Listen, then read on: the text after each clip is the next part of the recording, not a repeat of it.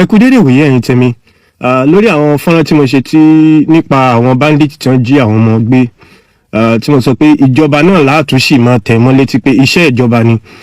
Mo rí ọ̀pọ̀lọpọ̀ àwọn èèyàn tán ní ìjọba ló ti ń sọ Arojinle, ìjọba tí ò lè ṣe kinní kan pé eléyìí ìjọba ò tiẹ̀ wọn ráyè tiwa àwa ara wa náà la lè ṣe ká yọ kúrò lọ́wọ́ ìjọba ò ṣe kinní kan. Now láti lè dáhùn ìbéèrè yẹn ẹ jẹ́ ká sáré wo bandit yìí gan, àwọn bandit báwo lọ̀rọ̀ ẹ ṣe bẹ̀rẹ̀ ká má bàa kọsẹ̀ lórí òkúta kan náà lẹ́ẹ̀mejì. Ó ti ṣẹlẹ̀ ní north kó má ṣẹlẹ̀ níbi ká má dá bandit sílẹ̀ fúnra wa. Ẹ jẹ́ ká tiẹ̀ wo bí bandit ṣe bẹ̀rẹ̀. Wọ́n ṣà ní ara iwájú tó jì sí kòtò ó kọ́ ara ẹ̀yìn lọ́gbọ́n. Ní òkè ọya lọ́hùn ní north wọ́n láwọn kan tí wọ́n máa ń jí àwọn èèyàn ní màálù gbé, àwọn adigun jí màálù gbé, wọ́n máa ń pè wọ́n ní cow rustlers. So wọ́n ti ń ṣe kínní léraléra, wọ́n sábà máa ń jí màálù gbé, jí àwọn èèyàn ní màálù gbé. Wọ́n ké pè ìjọba láti provide security, ìjọba ò dáhùn. Wọ́n ké pè ìjọba ò dáhùn. Nígbà tó yá ó sú wọn láti máa ké pè ìjọba. Wọ́n ti ní àwọn bíi vigilante tí wọ́n ń pè ní yambanga sílẹ̀. Wọ́n ti láwọn eléyìí tipẹ́tipẹ́. Wọ́n wá dá àwọn bíi vigilante ẹgbẹ́ àgbẹ̀ náà sílẹ̀ àti bẹ́ẹ̀ bẹ́ẹ̀ lọ láti lè máa kojú àwọn èèyàn wọ̀nyí. Ìgbà tí wọ́n dá sílẹ̀ ìlú náà fọwọ́ sí, gbogbo wọn fọwọ́ sí pé ìjọba ò dá wa lóhùn mọ́, ẹ jẹ́ ká náà ká ṣe lọ́wọ́ ara wa. Wọ́n bẹ̀rẹ̀ sí ní gbèjà àwọn aráàlú. Lóòótọ́ nígbà tí wọ́n bẹ̀rẹ̀ ó ń lọ dáadáa. Tí àwọn adigunjí màálù gbé kan bá ti wá, wọ́n á kojú wọn, á bá wọn jà, wọ́n arrest wọn, wọ́n fà wọ́n lọ́lọ́pàá lọ́wọ́. Ìgbà tí ó yá ó di pé iṣẹ́ yìí wọn kàn lè máa ṣe lásán, kò sówó ń bẹ̀. Báwo ni wọ́n ṣe máa rówó? Torí ẹni tó ń fi ọ̀sán àtòru máa tírèsì àwọn olè, máa tírèsì kínní, kò ní ráyè máa ṣiṣẹ́ tiẹ̀. State government tí wọn ó step in, wọ́n san owó oṣù fún wọn fúngbà díẹ̀. Bíjọba ò ṣe sanwó oṣù mọ́ nìyẹn lásìkò kan. Now gbogbo táàmì wọn ti jẹ́ kí wọ́n níbọn lọ́wọ́ àti bẹ́ẹ̀ lọ. Ìjọba sá ni àwọn tí wọ́n bá níbọn kí wọ́n mú wá, kí wọ́n wá fi gba owó, wọ́n fi ṣe gun amnesty kìnnìkan kí wọ́n sá dábọn padà. Ṣùgbọ́n ṣé gbogbo wọn ló dábọn padà? Ibi tí wàhálà ti bẹ̀rẹ̀ nìyẹn.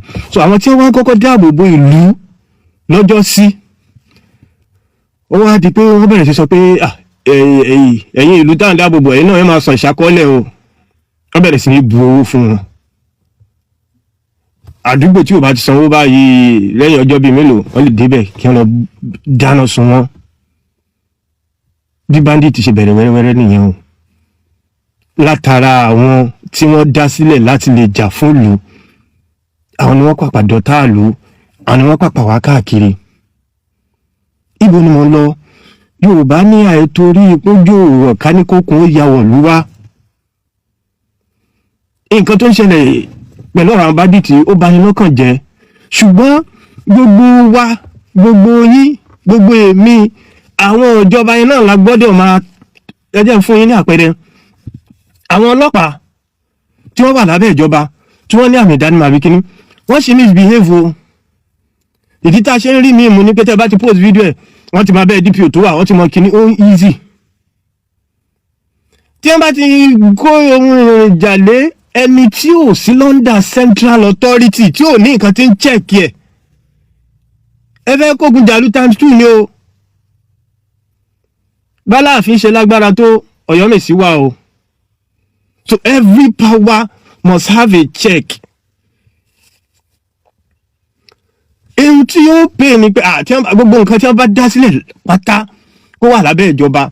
Now ìjọba ò ready àti ṣiṣẹ́. Àwọn ọ̀nà táwa lè gbà láti mú ìjọba ṣiṣẹ́ òun ni tó lóṣèlú kan bá wá sọ́dọ̀ ẹ sọ fún wọn pé ìdìbò 2027 tí ọ̀rọ̀ àjímọ̀gbé yóò bá ti parí. Tá a bá put pressure lórí ìjọba á rí result. Tá a bá ń jẹ́ kí àwọn èèyàn kan kẹ́mi dìde nísìkí ni ẹ má wọ́rí ẹ jẹ́ máa protect àwọn ti àdúgbò wa ní ìsìn láì gbowó láì gba nǹkan kan. Ṣé rò kó possible kí n máa ṣe lọ? Táwọn èèyàn bá bẹ̀rẹ̀ sí ní dìde tí wọ́n wá ń ṣe ṣọ́jọ́ kan tí wọ́n bá bẹ̀rẹ̀ sí ní kógun ẹ̀yìn jà báwo lẹ ṣe fẹ́ trace wọn. We have to be very careful. Àìtorí ipá akórìíra ọ̀fọ́n kákiná bá héré o. Àìtorí ipá akórìíra ọ̀fọ́n kákiná bá héré.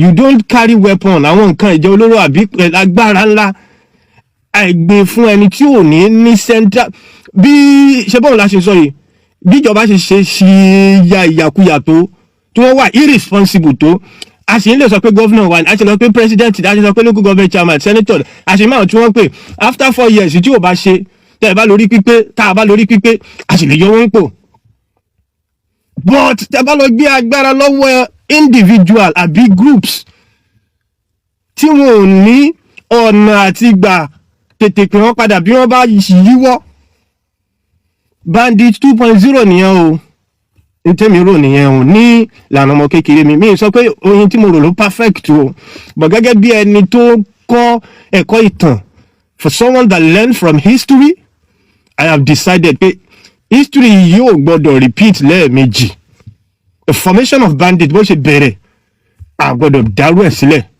lọ́dọ̀ tiwa náà ẹ ṣeun.